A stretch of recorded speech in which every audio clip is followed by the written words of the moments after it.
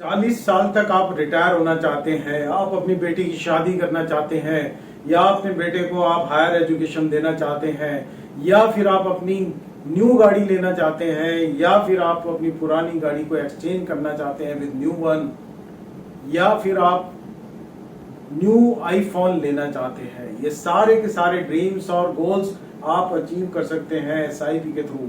मैं हूं आपका दोस्त and host Harinder Pal Singh and you have started watching HS money Mantra channel. इससे पहले मैंने 2 वीडियो बनाई है दोस्तों, ये पार्ट 3 है। इससे पहले मैंने बताया था कि क्या गलती आप नहीं करनी है आपने एसआईपी करते हुए। अभी तक आप जान चुके हैं कि एसआईपी की महिमा और म्यूचुअल फंड की महिमा। देखिए दोस्तों, अगर आपको फियर है या डर लगता है, आपको सेफ जगह जाना है, तो आपको बैंक एफडीआर मुबारक। वहां पर आप हिंदुस्तान की इन्फ्लेशन यानी महंगाई दर से भी नीचे रिटर्न लेकर खुश हो जाइए। तो दोस्तों, आपको अगर एसआईपी करना ही है और आप एसआईपी करने जा रहे हैं तो जरा रुकिए और आप इस वीडियो को देखिए, उसके बाद ही आगे बढ़िए। आप बने रहिए आखिर तक। आज मैं आपको बताऊंगा कि एसआईपी में रिटर्न्स अपनी कैसे इंक्रीज करें। तो दोस्तों, अधिकतर होता है कि मान लीजिए कि मैंने 10,000 की एसआईपी करनी है, मान लीजिए कि 5,000 की करनी है, कि छोटे से स्टार्ट करना है। आज मुझे फर्स्ट सैलरी मिली है तो मैंने 5,000 से स्टार्ट करना है, तो मैं कैसे करूं फ्रेंड। तो उसका अधिकतर लोग करते क्या है कि वो 5 का 5,000 एक स्कीम में डाल देते हैं और एक स्कीम दे देते हैं कि 1 तारीख को मुझे सैलरी मिली और 1 तारीख को मेरे अकाउंट से 5,000 एज एसआईपी कट जाना चाहिए। ये गलती मत करिए फ्रेंड। आप अगर 5,000 कर रहे हैं तो आपको एटलीस्ट 5 स्कीम्स में करना चाहिए, वो भी डिफरेंट फीचर्स की स्कीम।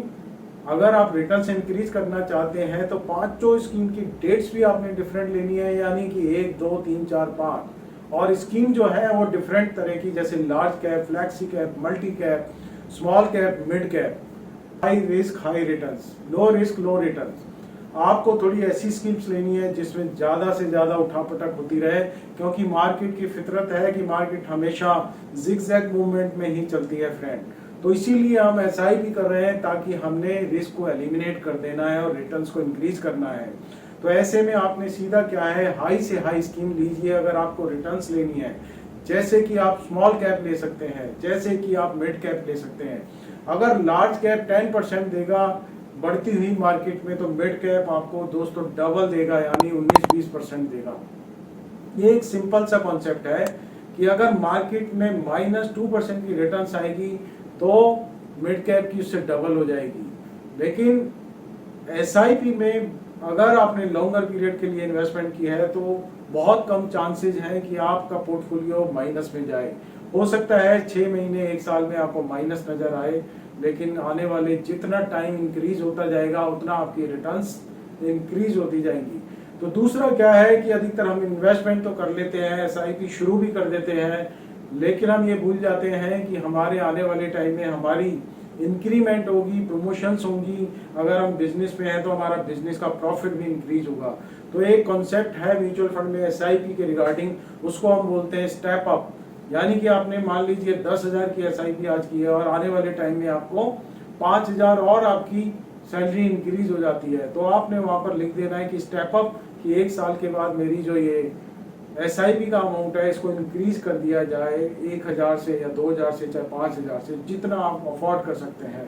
तो आप देखिएगा का मिरेकल ऑफ कंपाउंड इंटरेस्ट, कि एक तो आपकी जो आप पैसा खर्च करने जा रहे थे वो बचेगा, दूसरा उस पैसे पे आपको रिटर्न्स मिलेगी, तो आपको कंपाउंड इंटरेस्ट मिल जाएगा। तो स्टेप अप करिए, स्कीम डाइवर्सिफाई करिए, टाइम डाइवर्सिफाई करिए। अब क्वेश्चन अराइज होता है कि टाइम कैसे लिया जाए। अगर दोस्तों लार्ज कैप है या फ्लैक्सी कैप, मल्टी कैप है, यानी कि लार्ज कैप ओरिएंटेड फंड है, तो आप उसमें डेट्स डालिए 10 तारीख से पहले। अगर मिड एंड स्मॉल है तो उन पे डेट्स डालिए 15 के बाद। अगर आप डिफरेंट डेट्स डालेंगे तो उस हिसाब से आपको रिटर्न्स आएगी। एक रिसर्च के मुताबिक मिड एंड स्मॉल में 15 डेट के बाद जो भी डेट डालते हैं एसआईपी के तौर पे, उसमें रिटर्न ज्यादा आती है। एक और बड़ी प्रॉब्लम होती है कि हम पास्ट परफॉर्मेंस को देखकर ही इन्वेस्ट कर देते हैं। जैसे कोविड के टाइम पे फार्मा एंड हेल्थ केयर ने बहुत अच्छी रिटर्न दी थी, तो लोगों ने उसमें ही डाल दिया। तो अभी आपने ये गलती नहीं करनी। या जैसे कि 2 साल पहले फ्लैक्सी कैप में बहुत अच्छी रिटर्न्स थी चाहे आप किसी भी म्यूचुअल फंड का ले लीजिए, पराग पारिक का ले लीजिए, यूटीआई का ले लीजिए, एचडीएफसी का ले लीजिए, चाहे आईसीआईसी का, चाहे एसबीआई म्यूचुअल फंड का, लेकिन आज की डेट में उनकी रिटर्न्स अच्छी नहीं है। तो बहुत सारे लोगों ने इन स्कीम्स की एसआईपी क्लोज कर दी है फ्रेंड। तो मैं आपको सजेशन दूंगा कि उसको कंटिन्यू रखिए।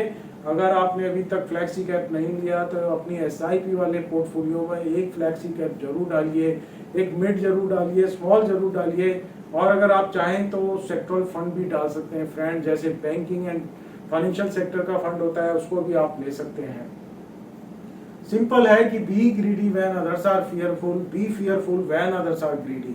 जो वॉरेन बफे साहब ने बोला है कि जब लोग किसी चीज के लिए ग्रीडी हो रहे हो तो आपने उसके अपोजिट करना है। लोग फियरफुल हो तो आपने ग्रीडी बन जाना है, अगर लोग ग्रीडी हो तो आपको फियरफुल बन जाना है। तो आपने इस तरीके से करना है। और कभी भी अपनी एसआईपी सेफेस्ट स्कीम में मत डालिए फ्रेंड, कभी भी डेट स्कीम में एसआईपी मत कीजिए, हाइब्रिड फंड में एसआईपी मत कीजिए। जितनी हाई रिस्क की स्कीम में आप एसआईपी करेंगे आपकी रिटर्न्स उतनी ही ज्यादा होगी, क्योंकि आप जो अपना पैसा दे रहे हैं वो लंप सम नहीं डाल रहे, उसको आप इंस्टॉलमेंट्स में डाल रहे हैं, यानी कि किश्तों में दे रहे हैं। तो इसलिए डर किस बात का?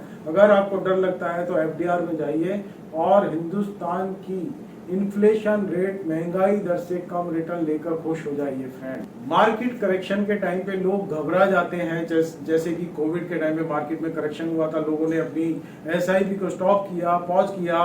तो ये गलती कभी मत करिए फ्रेंड। जिस दिन आपकी करेक्शन होगा, जिस टाइम पे करेक्शन चल रहा होगा, उस समय आपकी इन्वेस्टमेंट चल रही होगी। तो एक कहावत है ना कि जब सस्ता है तो खरीदिए, जब महंगा है तो बेचिए। जितना करेक्शन होगा और आपकी इन्वेस्टमेंट एसआईपी के तौर पे इंस्टॉलमेंट में जा रही है तो आपको उतने ज़्यादा यूनिट्स मिलेंगे और आपकी रिटर्न्स इंक्रीज हो जाएंगे। स्मार्ट वो है कि जब भी मार्केट में करेक्शन हो उसका बेनिफिट उठाया जाए और अपनी एसआईपी के अमाउंट को इंक्रीज कर दिया जाए। आप फिर रिटर्न देखिए कि कितनी रिटर्न्स आती है दोस्तों। अभी कुछ टाइम पहले मेरे एक दोस्त मुझे मिला 32 साल के बाद, उसने म्यूचुअल फंड में एसआईपी की हुई थी। उसको पता चला कि मैं पोर्टफोलियो रिव्यू करता हूं और एडवाइस देता हूं। तो दोस्तों कभी भी आप किसी अनाड़ी से एडवाइस मत लीजिए। देखिए हो सकता है कि आप के सर दर्द हो और आप जाकर केमिस्ट से सर दर्द की दवाई ले लें, क्रोसिन या सेराडोन जो है वो खरीद, लेकिन जब आपको कोई सीरियस बीमारी हो तो आपको हॉस्पिटल या किसी एक्सपर्ट डॉक्टर के पास जाना ही होगा फ्रेंड। तो हमेशा एक्सपर्ट की एडवाइस लीजिए, क्योंकि वो अपने फील्ड का एक्सपर्ट है। आप अपने बिजनेस और अपनी नौकरी को संभालिए और एक अच्छे एडवाइजर से एडवाइस लेकर आप अपनी फाइनेंशियल फ्रीडम की जर्नी स्टार्ट करिए और आप देखिए कि आपके सपने किस तरीके से पूरे हो सकते हैं। तो इसी के साथ मैं विदा लेता हूं और आने वाले टाइम में नई वीडियो लेके आता हूं आपके हाजिर में। अगर आप अपना पोर्टफोलियो रिव्यू कराना चाहते हैं या आप अपने एरिया में, अपने ऑफिस में, अपने ऑर्गेनाइजेशन में, अपने RWA में इन्वेस्टर अवेयरनेस प्रोग्राम कराना चाहते हैं तो आप मुझे लिख सकते हैं।